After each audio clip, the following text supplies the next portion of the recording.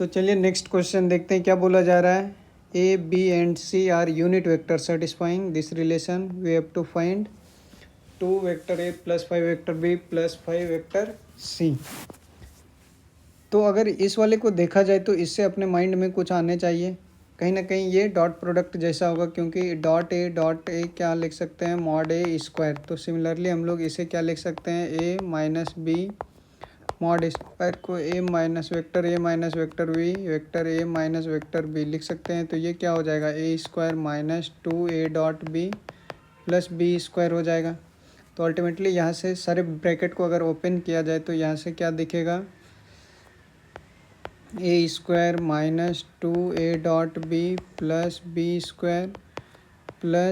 Square minus 2b dot C plus C square plus C square minus 2a dot C plus A square is equal to 9। तो ये क्या बोला गया, unit vector है, तो 1 1 1 1 1 1 and 1, तो टोटल 6 हो जाएंगे।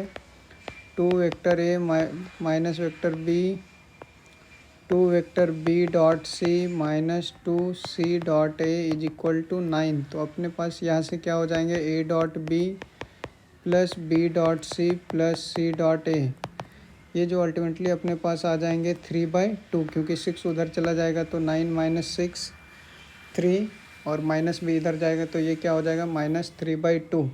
ये अल्टीमेटली एक रिजल्ट होता है किसका, a plus B plus C is equal to 0 का। जब इसको हम लोग सिंप्लीफाई करते हैं तो, क्योंकि अगर इसका भी स्क्वायर करें तो a square plus B square plus C square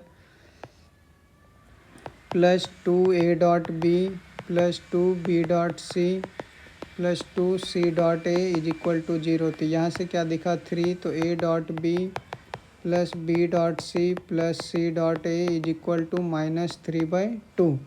तो कहीं ना कहीं इस रिजल्ट को हम लोग क्या कन्वर्ट कर सकते हैं, A vector A plus B plus C is equal to 0। तो अब अगर देखा जाए तो हमें कैलकुलेट किसे करना था, वेक्टर 2a, इसमें 5 कॉमन हो जाएगा, b प्लस सी वेक्टर हो जाएगा। तो ये 2a vector plus 5b plus सी को क्या लिख सकते हैं, -5 वेक्टर a मॉड। तो ये अल्टीमेटली क्या हो जाएगा, -3a वेक्टर मॉड। अगर इसका देखा जाए तो कांस्टेंट मीन्स स्केलर क्वांटिटी ये बाहर हो जाएगा, मॉड a, तो 3 × 1 is equal to 3। So modulus of 2 vector a plus 5 vector b plus 5 vector c क्या हो जाएंगे, ये 3 के इक्वल हो जाएगा। ये भी JEE एडवांस के PYQ हैं।